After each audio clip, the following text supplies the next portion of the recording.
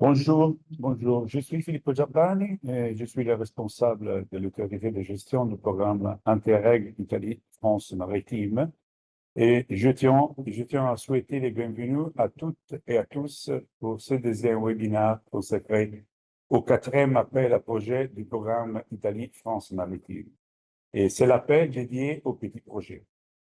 Nous avons prévu deux sessions afin d'aborder le système GEMS dans les deux langues. Nous sommes actuellement dans la session française. La session italienne s'est tenue à 10 heures. L'appel pour les petits projets finance des actions de coopération transfrontalière visant à valoriser et renforcer l'identité commune, tout en surmontant certains obstacles de nature linguistique, culturelle, physique à la coopération. Certains d'entre vous ont sans doute participé à notre webinaire ainsi qu'aux journées d'information organisées au niveau territorial. Et j'espère donc que vous avez commencé à vous familiariser avec cet appel à projet et ses conditions en matière de contenu, de partenariat et du budget. Les différents outils d'assistance et d'information, à savoir le site web, les services d'assistance technique et les réseaux de référents territoriaux, restent à votre entière disposition. Aujourd'hui, nous nous concentrons sur le dépôt de votre candidature, les contenus requis dans les différentes sections du formulaire, la saisie des données sur le système GEMS et les détails des annexes obligatoires.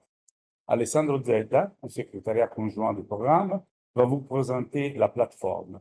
Je lui cède donc la parole pour la suite de ce webinaire et vous souhaite à tous une excellente séance de travail. Merci, M. Giabbani, Dr. Giabbani. Bonjour et bienvenue aussi de ma part. On est content de voir que vous êtes si nombreux. Alors, on va directement sur la plateforme GEMS. Vous voyez, vous aurez les liens dans le chat, dans la discussion ici, dans le webinaire, par les collègues. Aussi dans la même chat, dans la même boîte, vous avez la possibilité de nous poser des questions, des curiosités, des remarques, des choses qui ne sont pas trop claires, afin de mieux connaître la plateforme et pouvoir déposer correctement votre candidature de projet. Si on aura, puisque vous êtes si nombreux, peut-être on n'aura pas la possibilité de répondre à toutes les questions qui seront posées, aucun souci. Les mêmes questions auront de réponse sur la section, sur le site web officiel du programme, dans la section FAQ, des questions fréquemment posées. Et un jour, cette réponse sera publiée. Et la même boîte, il y aura aussi le lien dans la section FAQ. OK. Maintenant, on va tout de suite dans la plateforme GEMS. Là, il y a la possibilité de créer un nouveau compte. Comme vous voyez, le système nous demande de saisir le prénom, le nom de famille, de poser une adresse email, de choisir un mot de passe. À ce propos, il faut que le mot de passe soit composé par minimum 10 caractères. Il doit contenir au moins une lettre majuscule, une lettre minuscule et un chiffre. Puis, il y a le code de sécurité à saisir. Puis, il faut lire et accepter les conditions d'utilisation. OK. Maintenant, on rentre déjà dans la plateforme avec mon adresse, là. On ne va pas faire tout là. Pardon, il y a le chat là. On commence déjà. Et on va dans la plateforme. OK. Connexion. On va saisir la langue. Comme vous savez, la langue officielle du programme, c'est l'italien et le français. C'est la langue pour lire la plateforme. OK. Postulez ici. Là, sur le chemin pour rentrer dedans, sur le page pour rentrer dans la plateforme. Postulez ici. Comme vous voyez, on peut candidater là pour le quatrième appel à projet qui est ouvert jusqu'au 20 avril. On va activer. Et tout de suite, la première page qui s'ouvre, c'est la date de début de l'appel. Comme vous savez déjà, c'est le 20 novembre. Ça va terminer le 20 avril. Ça nous reste presque 60 jours, 70 jours, pardon. Là, on peut aussi voir les infos du détail de l'appel. Là, c'est requis par le système de choisir l'acronyme du projet. C'est pourquoi l'acronyme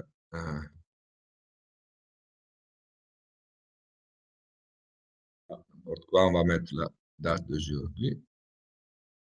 Et là, en activant ce passage-là, on va créer une proposition de projet. À cet égard, le conseil, c'est de choisir, puisque la plateforme va être partagée, utilisée par plusieurs utilisateurs, pas seulement le partenariat, mais aussi l'assistance technique, il faut que le nom, puisque le système a un peu de difficulté à lire le point, le caractère spéciaux, c'est mieux d'utiliser, mais c'est pas, à votre avis, c'est bien de choisir d'utiliser un caractère spécial, il faut que ce soit pas plus qu'un, le point par exemple, et si vous choisissez, il faut être cohérent avec le titre, il faut utiliser les premiers trois caractères qui soient soit les trois majuscules, soit les trois minuscules. OK, on va dedans. Tout d'abord, il faut identifier le projet. Ça, c'est la pièce d'identité du projet. C'est qui est chargé de saisir la candidature dans la plateforme? C'est le chef de file.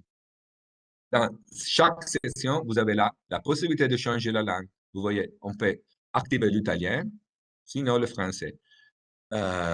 C'est clair que le chef de file, qui représente le partenariat, celui qui choisit, qui fait son choix de la langue, et la choix, il faut, ces choix-là, il faut le garder jusqu'à la finalisation de la procédure de dépôt de la candidature.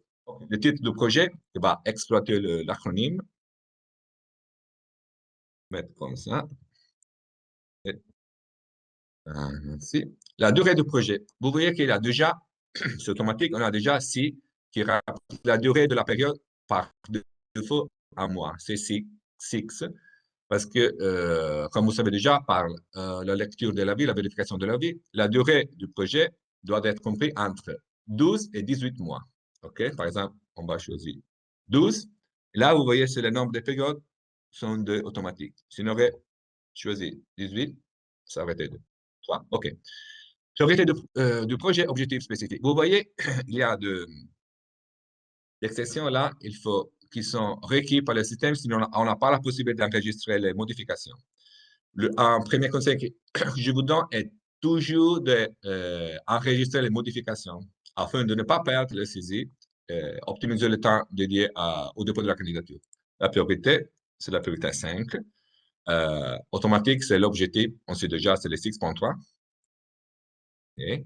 Là, important, je vous souligne ce passage-là, parce qu'on sait très bien que le langue du travail sont l'italien et le français, comme l'Italie et la France qui participent au programme Italie-France maritime, mais une petite description est requise aussi en anglais afin de satisfaire, d'être compris dans la base de données qui s'appelle keep.eu. Il y a encore description. Là, c'est très important. On a 5000 caractères, espace compris. Hein? Jamais oublier qu'on parle toujours d'espace compris. Il faut choisir une courte description du projet dans les 3 langues. Là. 3 et pas 2, parce qu'il y a aussi le passage en anglais. Afin de respecter ce qu'on a dit avant. OK, là, c'est la description. Okay. On fait comme ça. On peut soit annuler les modifications, si par hasard on a oublié quelque chose, on n'a pas bien expliqué ce qu'on on avait à expliquer, on n'a pas respecté, on n'a pas répondu aux questions qui sont posées là. Un autre conseil, il faut toujours bien lire les choses qui sont, les indications que la plateforme a prévues pour chaque passage, pour chaque session. Une courte description, courte, c'est vrai parce qu'on a 5000 caractères à utiliser, mais courte en même temps doit être clair et permettre aux évaluateurs de rentrer dedans, d'avoir toutes les données qui sont importantes afin de classer, de vérifier l'admissibilité et d'évaluer la qualité du projet. réalisation, le caractère transfrontalier, l'approche transfrontalière, le projet qui a de nouveaux originaux. OK, on enregistre les modifications. Maintenant, on a notre projet qui est enregistré. Là, il y a la section, la table de synthèse, les tableaux de synthèse qui vont être, qui vont se référer aux données qu'on va poser pour les sections individuelles.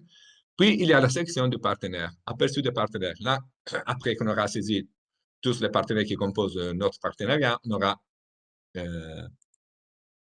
le point tous les partenaires. On peut l'ajouter, c'est très simple de l'ajouter. C'est comme ça, il faut activer plus, ajouter un nouveau partenaire. Là, c'est clair que le premier partenaire qui doit être saisi, là, sur le chef de file, qui est chargé du dépôt de la candidature, le nom abrégé de l'organisme, mettre comme ça, chef de file. Là, on a 250 caractères, espace compris, encore une fois, à disposition pour mettre la dénomination dans la langue d'origine. Okay. Puis, le nom de l'organisation en anglais, encore une fois, pour les raisons qu'on a déjà nommées. Le département, là, je voudrais souligner que peut-être que notre organisation ne soit pas si grande, surtout ici dans ce domaine. Là, on est dans l'ambiance du quatrième appel, c'est l'appel pour le petit projet. Peut-être que les participants ne sont pas si structurés d'avoir des départements, unités, divisions, mais le système ne peut pas lire des espaces vides. Pour cette raison, c'est toujours mieux de mettre comme ça. Okay? De mettre quelque chose. Ce n'est pas applicable à notre, comme vous voyez déjà.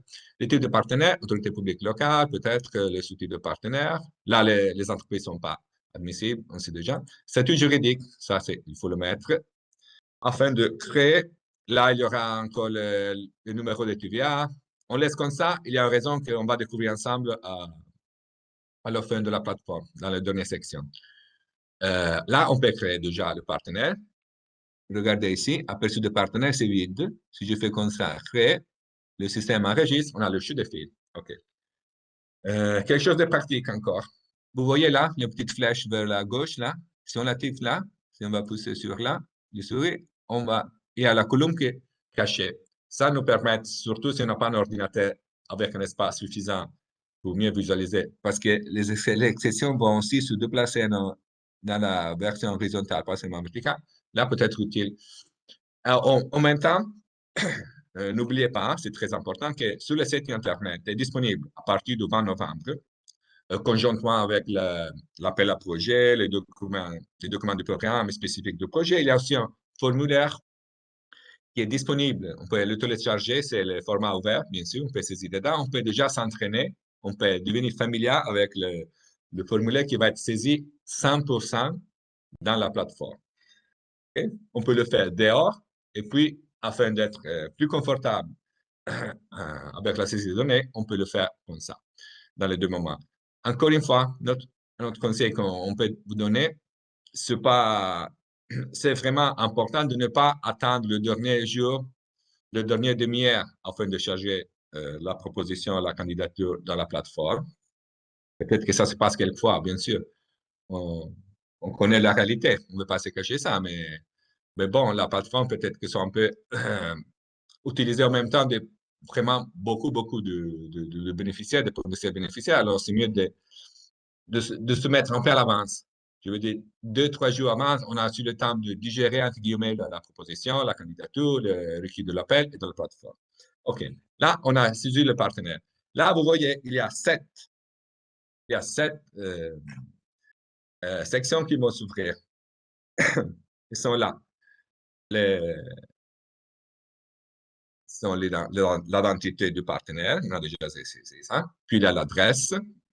Ça, c'est vous. On commence par les pays. C'est clair que ça ne pourrait pas être Afghanistan, ça sera Italie ou bientôt France, ou plutôt la France, dans ce séminaire. Puis, on descend de niveau. Là, il y a sur le pays pour le département. Puis, on descend de niveau. Là, quand on va mettre les contacts, l'adresse, les contacts, c'est clair que le contact, le représentant légal, la personne des contacts peuvent être changés, soit gardés pour toute la durée du projet, la mise en œuvre du projet. Là, il y a le titre, ça va être Madame, Monsieur, et je vais mettre mon nom Nombre de familles, etc. Puis, on peut déjà enregistrer. Peut-être que ce soit la même personne, peut-être que c'est différent. On va mettre différent, par exemple. Et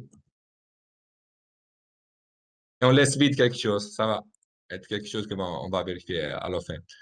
Les motivations. Là, on commence vraiment à rentrer dedans la proposition. Il faut toujours être bien attentif, lire les motivations, c'est que le requis de la section, la motivation, la contribution du partenaire. Là, il faut être capable, 3000 caractères par exemple, espace compris, il faut bien être capable de répondre, de satisfaire les indications que vous trouvez là. On va lire ensemble ça. Les compétences thématiques de l'organisation et les expériences pertinentes pour les projets. Veuillez également décrire l'activité principale de l'organisation si l'organisation exerce normalement les activités économiques sur le marché. Là, c'est clair qu'il faut toujours faire l'effort de se mettre dans la perspective des évaluateurs. OK? Les gens qui vont lire notre proposition ne peuvent pas connaître tous les sujets qui agissant dans l'espace de coopération. Ils ne peuvent pas savoir si moi, je suis le chef de file ici, je participe au projet 1, 2, 3. Les gens ne peuvent pas tout savoir. Alors, il faut être capable, de notre côté, de rentrer le texte, d'être bref, mais en même temps, être clair et donner toutes les infos, toutes les données qu'il faut afin de bien évoluer le projet. Il y a les motivations, il y a les budgets. Là, les budgets, à ce stade-là, il faut les saisir à niveau de partenaire. La première chose, là, on a seulement le chef de file qu'on a posé en raison du temps qu'on a à disposition pour cette présentation. C'est important de dire que seulement le coût réel doivent être détaillés parce que puisque le taux forfaitaire va être calculé automatiquement par la plateforme. OK, on peut déjà enregistrer les modifications à ce niveau-là. Chaque fois, je vous conseille, chaque fois que le système nous offre la possibilité d'enregistrer, c'est bien de le faire. On aura tout le temps de modifier, soit annuler quelque chose. Mais afin de ne pas perdre les données qu'on a saisies déjà, c'est bien d'enregistrer chaque fois. N'oubliez jamais ça. Là, comme je disais, il faut ajouter pour chaque dépense une description, un commentaire de les évaluateurs, type d'unité, peut-être je sais pas, un livre, je sais pas quoi. Maintenant, c'est important de voir comme le montant. Et là, on doit le faire ça pour chaque catégorie. Il faut enregistrer. Hein? On a gardé ça. Montant forfaitaire, on peut déjà anticiper quelque chose.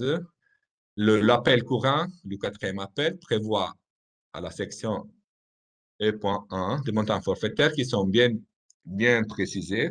Là, on peut l'ajouter. Comme vous savez déjà, c'est sûr, vous êtes déjà très, vous avez déjà lu l'appel à projet et tout ça. C'est déjà déterminé par l'appel, c'est 4 500 €.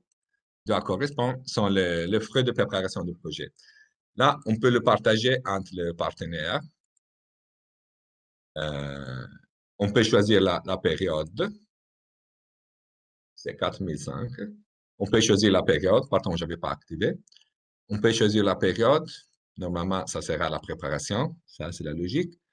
Maintenant, c'est seulement le chef de file qui a été enregistré. Sinon, si on aurait déjà enregistré aussi un autre partenaire, au moins un autre partenaire, on aurait la possibilité soit de partager entre eux le 4500 €, soit le chef de file. Normalement, c'est le chef de file qui est plutôt chargé de ça.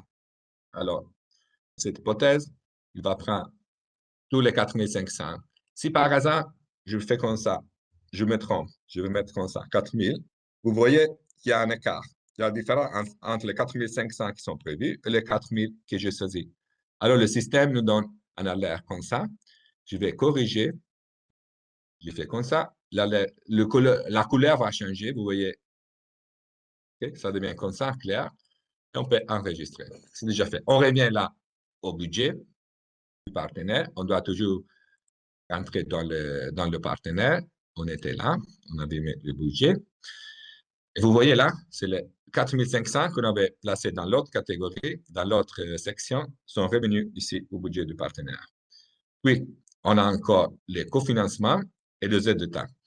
La source de financement, c'est le Fonds européen de développement régional, c'est le FEDER, qui va nous couvrir pour 80% le dépasse du projet.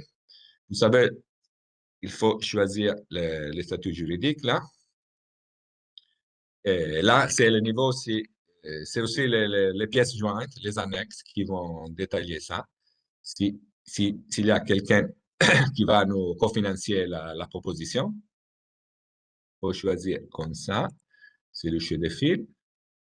Conditions publiques automatiques. Et on va mettre là la différence. Ça, c'est le 20% qui doit être couvert par le partenaire. Comme ça. Et là, on peut enregistrer les modifications.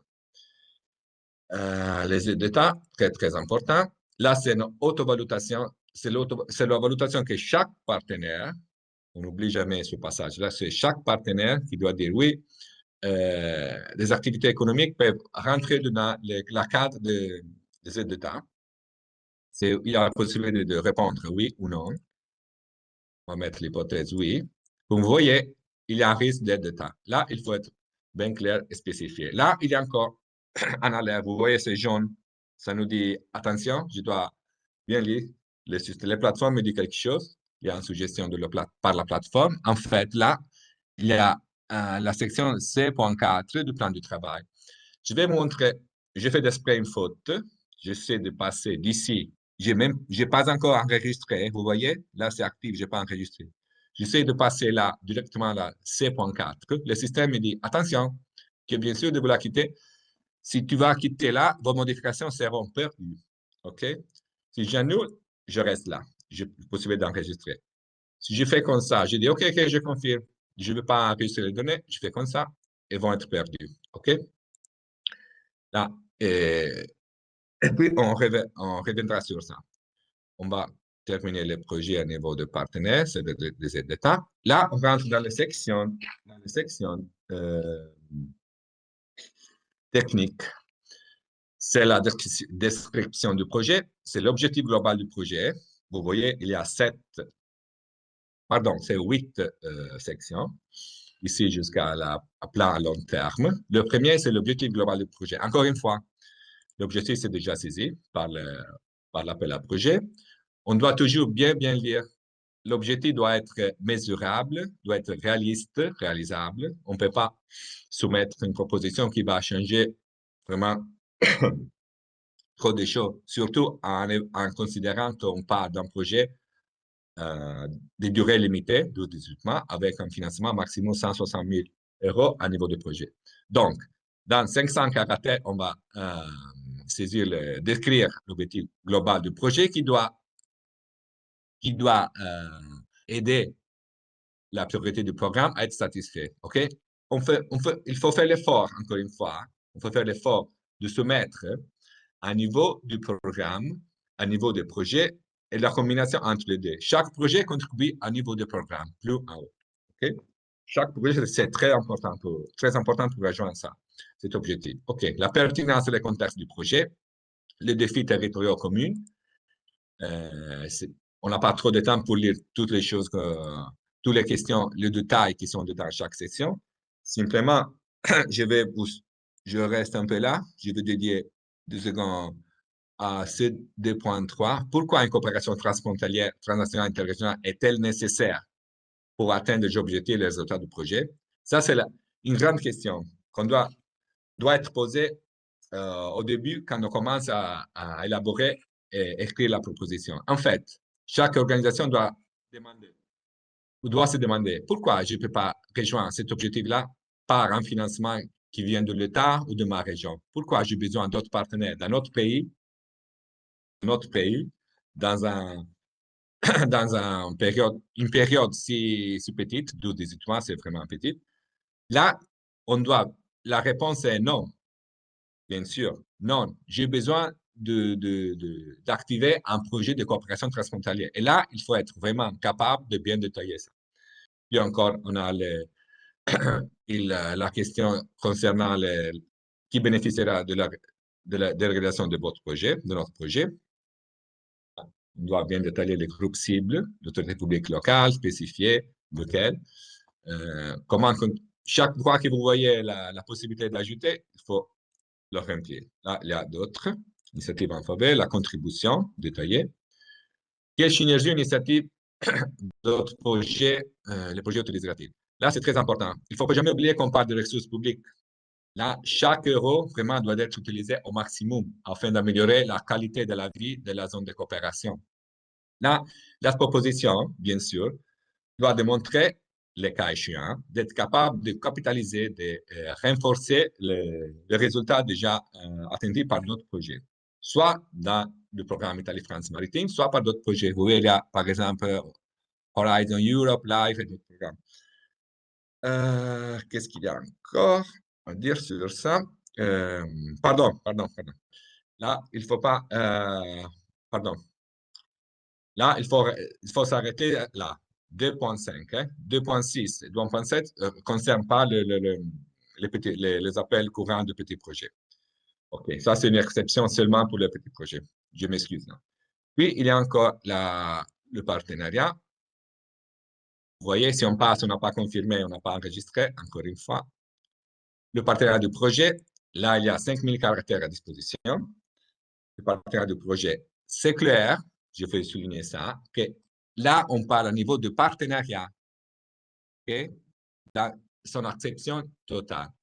Ce qu'il faut qu'on décrit là-dedans doit être cohérent, doit être conforme aux expériences, à la contribution, au rôle que chaque partenaire a saisi dans son espace dédié, les motivations, le rôle, etc. Le plan de travail du projet, encore une fois. Là, la suggestion dans ce type de projet, là, c'est très facile à comprendre comment ajouter un nouveau groupe d'activité. On fait comme ça. Il faut saisir le groupe d'activité, on doit le nommer afin d'être sauvé. Là, notre suggestion de ne pas excéder les composants, soit en raison de la durée du projet, soit en raison de ressources disponibles. Et surtout, encore une chose très importante, il ne faut pas prévoir des activités spécifiques, des composants spécifiques dédiés à la gestion, au suivi du projet et la communication. La raison est qu'il y a, comme vous voyez là, C.7, gestion du projet, il y a déjà une section qui est dédiée à la gestion du projet. Et concernant la communication, les activités de communication à niveau de projet, c'est autre chose que par rapport à chaque activité spécifique. Il ne faut pas prévoir, pour cette raison, pas une composante spécifique dédiée au petit projet. OK. Là, il faut enregistrer les modifications, faire de quelle notre activité. Chaque groupe d'activités, c'est comme d'activités spécifiques, liste d'activités qui vont être nommées 1.1, c'est les sous-activités de la composante, le titre, encore une fois, le période de démarrage, le période de fin, de conclusion, la description, il y a 3000 caractères, encore une fois, espace compris. Le partenaire impliqué, là, c'est important de spécifier. Là, on a enregistré seulement le chef de file, mais si on aurait déjà complété le partenariat, il y aurait la possibilité de choisir normalement l'activité 1.1.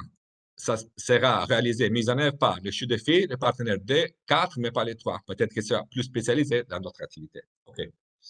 Le livrable, il faut toujours détailler le titre du livrable, dans ce cas-là, la description, les périodes de livraison. OK. Et là, on a la possibilité de l'enregistrer. Là, on avait déjà activé la composante 2. Le résultat du projet. Les résultats du projet doivent donner la contribution, ajouter les résultats, doivent choisir entre les indicateurs prévus à niveau programme. Encore une fois, le projet va travailler conformément aux indications du programme, c'est clair, de l'avis qui sont spécifiées dans l'avis. L'effort mental, on doit penser que notre proposition, le projet qui va être mis en œuvre, joue son rôle de réaliser finalement ce qui est l'objectif primaire du programme. OK, on va choisir, on va assigner les valeurs cibles, les périodes de livraison et la description du résultat. Et on peut enregistrer. Comme déjà on a vu pour le budget, euh, il y a encore d'automatisme à la plateforme. Par exemple, les calendriers de projet qui sont sur la période, comme vous savez déjà, c'est calculé sur base de semestre, 6 mois et 6 mois. C'est automatique, il faut rien saisir. Mais là, ça nous donne un aperçu afin d'avoir tous les calendriers de projet disponibles, de comprendre si pendant l'implémentation du projet, la mise en œuvre, on va utiliser, vous savez déjà, ça sera la même plateforme qui sera utilisée soit par le projet, soit les partenaires, soit par l'assistance technique. Là, on peut toujours vérifier l'avancement du projet. La gestion du projet, qu'on a déjà anticipé un peu, comment on va coordonner? Encore une fois, là, il faut que soit souligné, donner l'importance à la cohérence interne. On doit être conforme dans chaque section. Il faut avoir la logique, la méthodologie, les activités, les ressources disponibles, de voir la correspondance, la cohérence entre la coordination au niveau projet avec les expertises et les expériences que chaque partenaire a saisies déjà dans son section. La qualité du projet, comment va être assurée, l'approche générale de la communication du projet. On a vu ça avant, non? Il n'y a pas une section spécifique parce que là, l'approche générale de communiquer votre projet.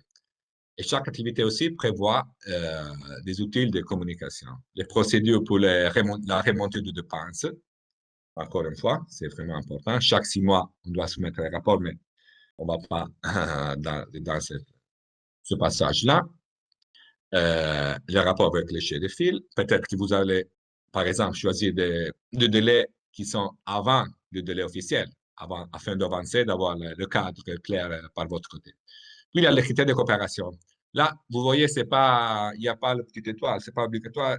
Apparemment, ce n'est pas obligatoire, mais il faut les sélectionner, le 4, et donner saisir le texte et spécifier comment le projet va, les critères de coopération qui s'appliquent à notre proposition. Vous voyez, c'est toujours le même adjectif, conjoint, financement, respectif, etc. Puis il y a les principes horizontaux. Peut-être que notre proposition, une fois qu'elle sera mise en œuvre, aura des effets négatifs, neutres ou positifs concernant le développement durable, qualité des gens et tout ça. Il faut rentrer le texte ici. Et puis, c'est clair que là, il faut faire attention. Si on va dire qu'on a un effet négatif, on ne peut pas avoir une description positive. À l'envers. Enregistrer les modifications. Puis la dernière de cette section de 8 sections, c'est le plan à long terme. Là, il faut toujours nous rappeler à nous-mêmes qu'on utilise des ressources publiques. Alors, comme avant, on a vu comment notre proposition peut capitaliser, renforcer des résultats déjà obtenus par d'autres projets, par d'autres programmes. Là, on a le passage à l'envers, entre guillemets. Je veux dire quoi? Je veux dire qu'à savoir, là, on est capable déjà de prévoir qu'après la clôture officielle du projet, notre proposition a déjà pensé les sujets qui peuvent assurer, garantir à niveau de participation et aussi à niveau de ressources, les moyens afin de prolonger les effets bénéfiques, d'élargir le territoire, d'impliquer de nouveaux partenaires et porter d'intérêt et tout ça. Ça, c'est des parties prenantes et tout ça. La transférabilité, ça, c'est vraiment un passage vraiment, vraiment important. C'est très bien, ça, il faut bien l'évaluer et parler bien entre les partenaires et surtout, encore un conseil, encore une fois, c'est de compléter, de finaliser notre proposition, puis appeler des ressources externes, des personnes qui ne sont pas impliquées dans la réalisation du projet et d'écrire que comme le projet va être transféré, on peut dire entre guillemets, comme on peut allonger la vie du projet, qui va être des effets toxiques, comme si c'est une racine qui va produire des fruits après la clôture aussi du projet. Bon, là, là il y a l'aperçu du but à niveau projet. Déjà, comme on a déjà vu, c'est le système qui calcule soit par fonds, soit par partenaire, catégorie de coûts, soit par période, les périodes qui doivent correspondre là, et comment le budget va être utilisé pendant la mise en œuvre du projet. La section, oui, les budgets automatiques.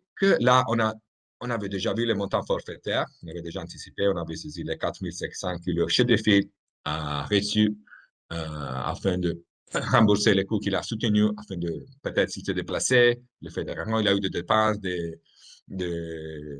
ressources humaines qui ont dédié des heures de travail à l'élaboration de la proposition de candidature. Vous savez déjà, question pratique. Puis, section très importante, on va vers la conclusion de notre vérification sur la plateforme. C'est la question des annexes de la candidature. Et ça, c'est très important aussi. Là, du point de vue technique, c'est pas difficile. Là, on peut saisir le partenaire. Par exemple, le chef de file. Je vais charger les fichiers qui concernent le chef de file, peut-être les mains là après, afin de finaliser l'opération, peut-être soit les manuels petit projet. Vous voyez, il y a un système. Imaginez-vous quand c'est le dernier jour, les dernières heures d'ouverture de l'appel à projet, il y a, je ne sais pas combien de centaines de bénéficiaires qui essaient de télécharger sur la même plateforme les fichiers. Ça, il faut toujours le tenir en compte. Alors, moi, identifié, comme je suis rentré dans la plateforme, j'ai chargé ce document-là, manuel du projet. On a la possibilité de détailler une description en activant là, modifier la description. On aura 250 caractères, espace compris à disposition. Peut-être que j'ai fait comme ça. J'ai tout bien fait, apparemment, mais peut-être que j'ai fait tout trop rapidement. J'ai dit non, je n'ai pas pris les bonnes annexes. Alors, qu'est-ce que je peux faire? J'ai possibilité de le télécharger, de vérifier si effectivement je n'ai pas vu les bonnes annexes. Sinon, je suis sûr, ce n'est pas ça que je voulais charger. Pas de souci. On peut activer, supprimer le fichier en activant la poubelle rouge qu'il a. Et là, le système, encore une fois, nous demande, parce que c'est quelque chose d'important de supprimer en annexe. Vous voulez l'annuler, confirmer la section? OK, je vais confirmer, je suis sûr. Encore une fois, il faut répéter l'opération. À ce propos-là, on a dit que le formulaire de candidature va être 100% saisi ici, sur la plateforme, où il n'y a pas d'autres possibilités. Il n'y a pas la possibilité de nous soumettre des annexes après la clôture par courrier électronique, par exemple. On ne peut pas ici télécharger en disant « Ah, oui, le chef de file, j'ai participé au projet On sauve la mer contre la pollution. Et je peux télécharger tous les projets, peut-être 2000 pages. Non, ce n'est pas la question. Là, il faut télécharger à ce stade-là du dépôt de la candidature les annexes qui sont prévues par les appels à projet, par l'appel à projet. Je parlais au pluriel, pardon, parce qu'il y a des différences entre le partenaire italien et le partenaire français.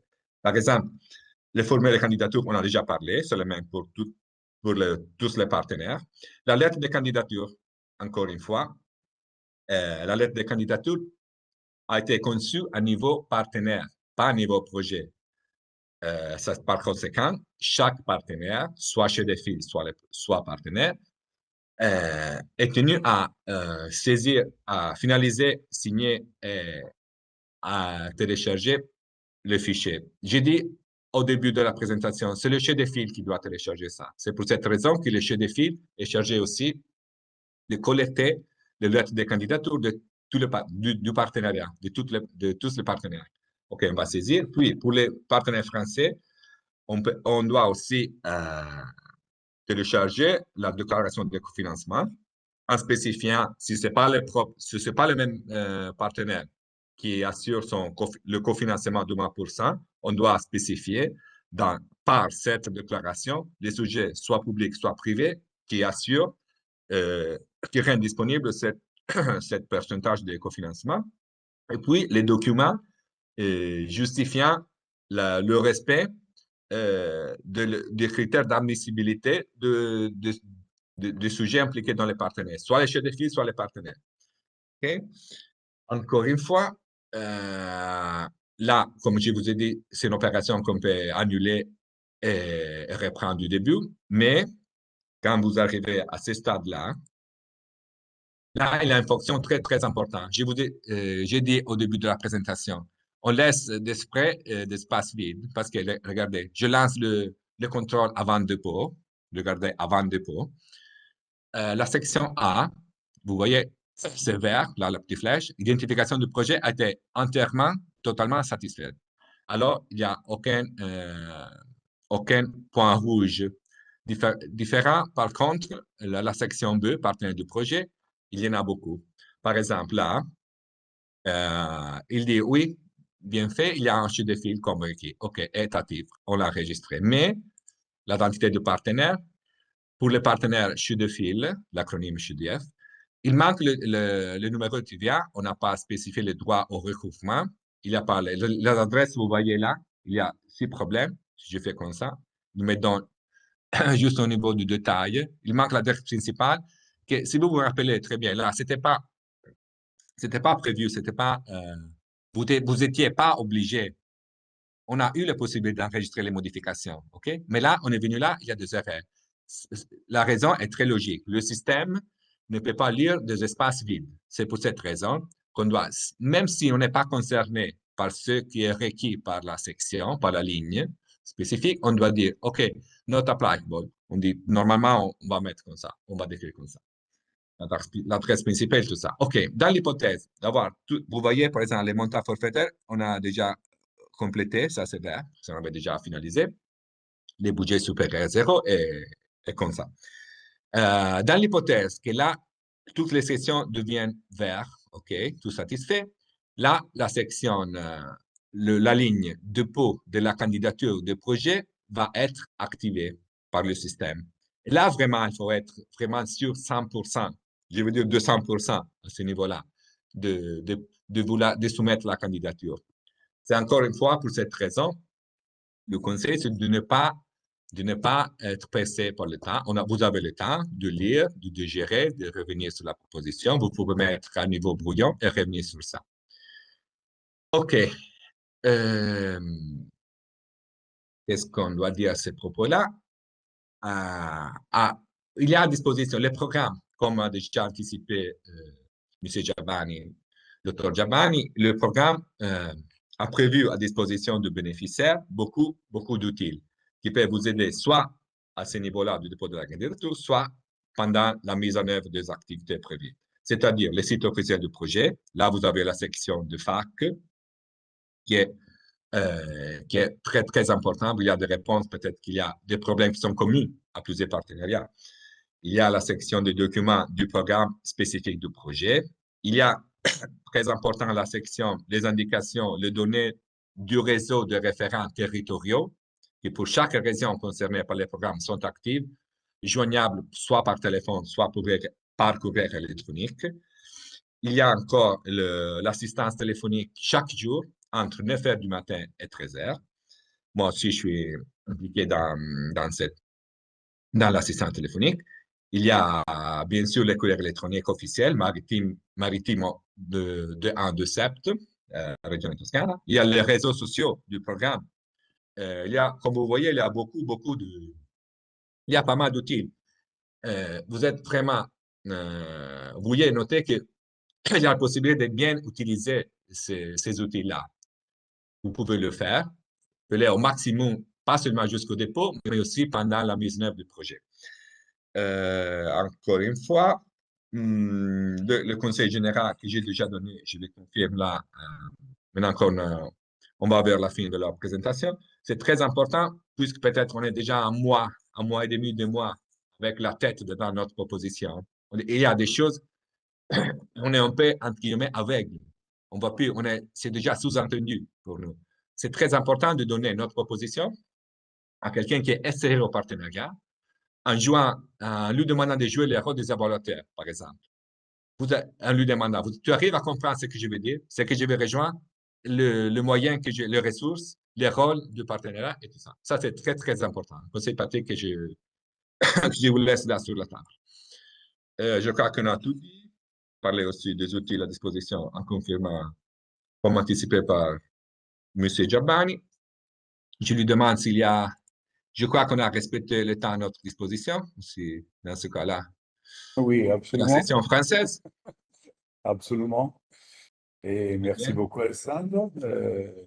Je pense qu'on peut saluer les participants et remercier pour la participation. Bonne chance avec vos projets et bonne journée.